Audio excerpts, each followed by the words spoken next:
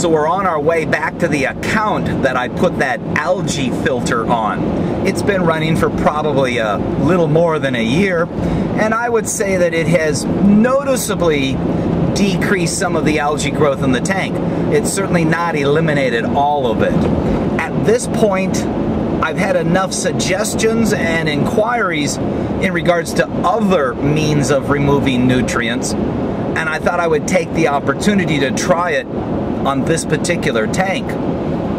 I've approached some of the biopellet people, but haven't been able to hook up with them as far as installing one of their reactors on the system. But I did get a hold of some of that GFO. I believe it's granular ferric oxide. Looks like coffee grounds mixed with rust. I don't know exactly how it works, but a number of people have made suggestions that it works very effectively and efficiently. I was able to come up with a small little reactor at home, and as a test, I think I will try it on this tank.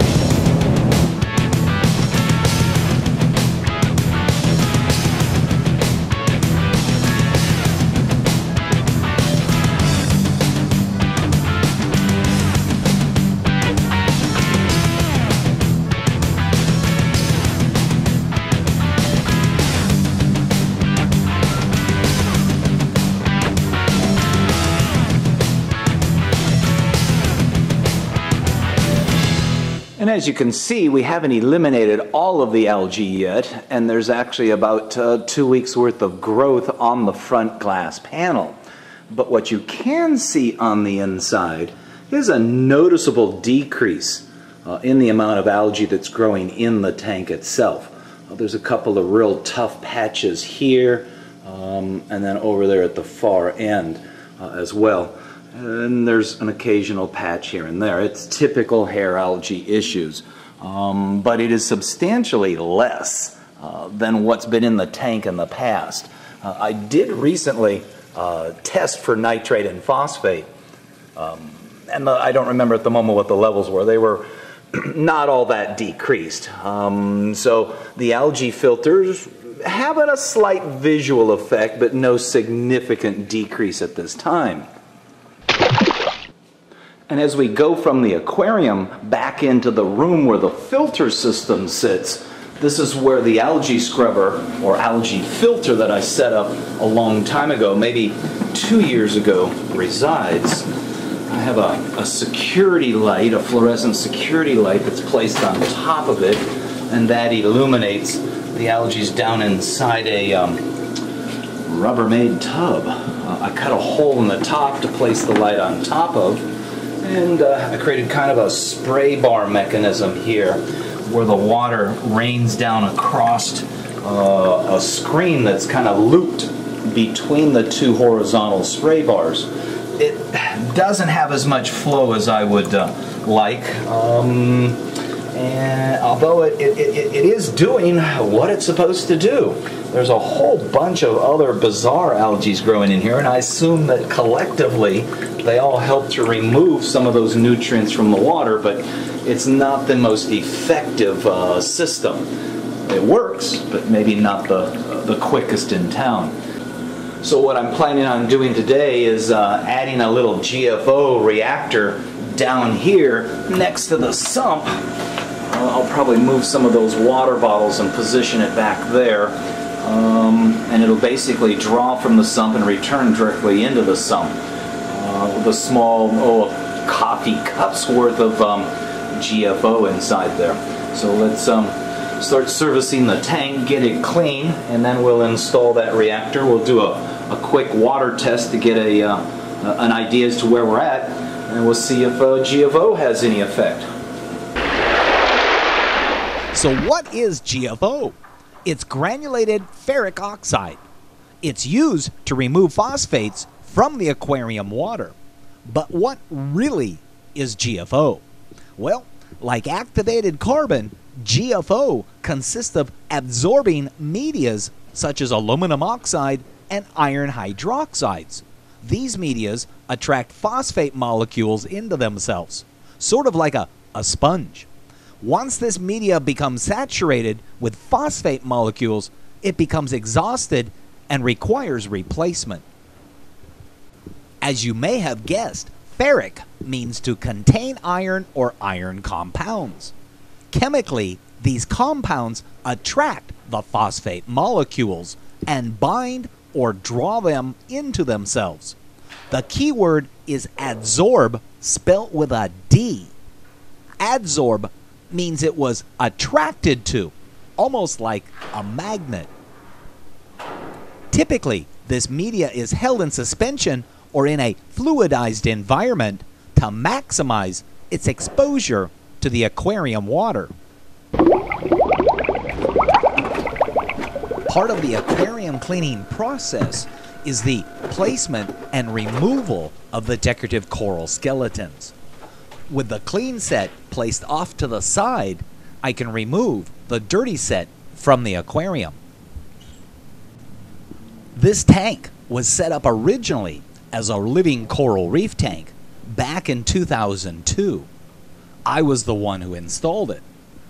Up until 2007, it did quite well as a living coral reef tank, but began to develop algae problems, and corals began to decline. Ultimately, it's my fault for not implementing some sort of nutrient removal system and allowing the customer to have whatever fish he wanted, which included a golden banana eel at one time. Ultimately, the tank's algae problem took over the system and the living corals died. It was at that time that I began to use the decorative coral skeletons and added the algae scrubber to the system. I had gotten the customer a replacement set of magnets here recently. Mag float, that way if they came disconnected it wouldn't fall down here, it would rise up and he could recouple them together. But unfortunately, and this was a big $200 magnet, it seems to be real jerky in its motion. And if you turn it this way, it's even worse off. To be quite honest with you, I kind of prefer my old Tunzi magnets. In fact, I think I'm going to go get them. Hi, my name's Dean from Tropical Imports here in Glendale, California. We have all different types of tropical fish, freshwater and saltwater. We have reptiles, freshwater plants, goldfish, saltwater invertebrates. We've got all different types of little aquariums here for betas, for tropical fish, mini, nano reef, for plants, saltwater fish. I've got all different types of bowls. Whatever you like, we've got it.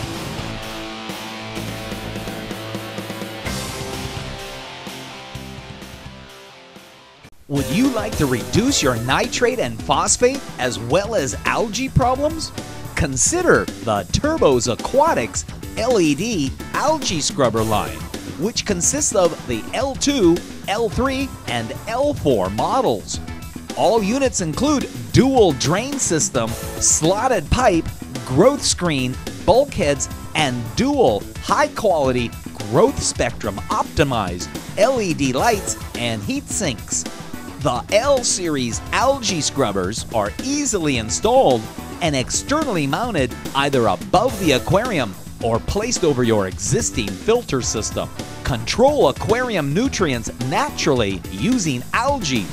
For more information, visit turbosaquatics.com. Hi there, my name's Jim Stime and you know me as the LA Fish Guy. Well, I also wear a couple of other hats. One of them is the jellyfish tank called the Jelly Aquarium, and the third is myfishtank.com. I offer an entire line of acrylic aquariums ranging from rectangular to hexagon, flatback hex, as well as the custom curve front aquariums. There's also an entire line of stands and canopies ranging from MDF to pine to oak with a variety of different finishes available. And the website is even smart enough that you can calculate what the freight and crate charges to your location will be. That's myfishtank.com. Tropical Fish Hobbyist magazine has been the authoritative source for aquarium keepers since the first legendary issue rolled off the presses in 1952. With informative articles month after month about the fascinating world of freshwater aquariums, saltwater setups, paludariums, ponds, and more, illustrated in crisp detail by the world's top aquatic photographers, TFH covers it all. And now, with subscriptions starting at $13.95 and a mobile digital edition you can take with you wherever you go, TFH is your ultimate resource for all things aquatic. Hey there, I'm Jim Stime, the LA Fish Guy. I'd like to invite you to make it a point to come on back for future episodes of LA Fish Guys. The reason is I'm going to change the format of the show. Up until now, it's been primarily Jim Stime in Los Angeles doing aquarium jobs. What I want to do now is show you more than just Jim Stime. I want to go from the wholesalers to the retailers to the coral growers, even possibly into freshwater and koi ponds. So make it a point to come on back for all the future episodes and keep moving forward. These are my original pair of Tunzi magnets way back when I started aquarium service at the tropical fish store here in town called Tidal Wave. The owner gave these to me. I think they're a great set of magnets. I can't say the same thing for the newer versions because I did buy a set not only for this customer but for another customer, and the big difference is either the magnet that's inside of there or the amount of epoxy used to fill the little capsule. This is a pretty solid little magnet, and the opposing one is as well. The newer versions have a lot of air inside of them, and so each time you take them out, you got to spend 5 minutes waiting for all the water to drip out of there. Now, if that's not a standard feature, then Mr. Tunzi, there's a few of them that are getting through the line that aren't being done right. And the end result of that one that had the air inside there was on this tank, and the interior magnet seemed to have swelled because the whole thing bulged and we no longer had a flat surface. Hence the reason for buying the mag floats. Unfortunately, I don't think the mag float does that good a job either, so that's where my original pair of Tunzi aquarium cleaning magnets comes in. And I have this nifty little nylon sleeve that I put around there. Now the trick here is I can't get my hand over the top to attach the two magnets.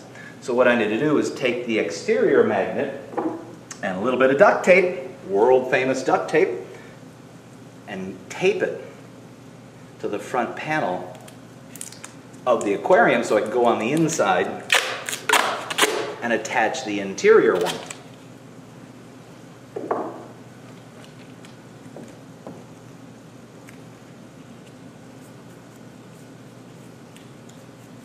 Also eliminates the need for a second person.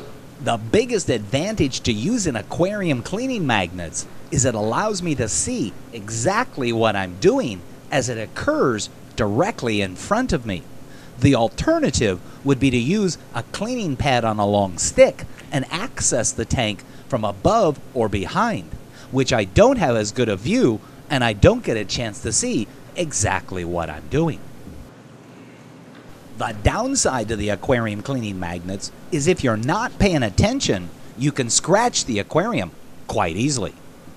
And with those two magnets now coupled together, we can remove the duct tape and start cleaning the aquarium. And since I've mentioned numerous times the need to pay attention when using the aquarium cleaning magnets for fear of scratching the aquarium, I won't go over it again. But I will say, pay attention when using the aquarium cleaning magnets. What I would like to talk about some more is GFO, granulated ferric oxide. We now know that it's a media that absorbs phosphate molecules into itself, similar to, say, a magnet. This media is produced from various forms of iron, and it's been suggested that it be placed into a canister of sorts and that the flow-through would be considered fluid. Fluid as in suspended or tumbling. This will maximize the exposure of the media to the water that carries the phosphate molecules. It will also ensure that there becomes no dead or unused spots within the media itself. One can select inline canisters and freestanding canisters. One can even place the GFO into a nylon filter bag and place it in the water flow down in the sump or reservoir below. Your goal, though, again, should be to maximize the exposure of the GFO media to the water flow in the system. And since the gravel line was the last thing I did with the aquarium cleaning magnets, there's probably a fair chance that there might be some granules stuck here in the magnet. So this time, instead of raising the magnet up here to the top and taping it, where I could potentially drag some of those granules of gravel along and scratch the acrylic panels, and it probably wouldn't be the first time, I'm going to just simply decouple the magnets down here. That way I can reach in, grab a hold of the magnet, and don't have to risk the chance of putting another scratch in the tank. And with the acrylic panels at least cleaned for the moment to the point where we can see in there, you can see really the algae that is growing in the tank. There's a few difficult spots there, especially along the top ridge there and right up at the top. There's a clownfish with an anemone back there, pink tip bubble, and then there's also another anemone here that is behind that rock and appears to be opening up around the rock. And of course the partner clownfish decided to inhabit that. There's this huge field of purple mushrooms with kind of a green edge to them in there, so that's an interesting focal point in the tank. But overall it's not the reef tank that it was once before, and slowly I think we're kind of inching our way back there. The homeowner did express interest in adding live corals again to the tank, which is what spurred on the addition of the second anemone there, but that's really more of a test on my part to see how capable the system is in supporting invertebrate or coral life. I still think that he needs to change a number of the bulbs on top of the tank because they are old, and fluorescent bulbs do decline pretty quickly. But that's a whole nother story and a whole nother struggle. At this point, I now want to go in and start cleaning the inside back of the tank, as well as getting some of the edges and the gravel line here. And of course, if you haven't figured it out, all the service is done from the back side of the tank.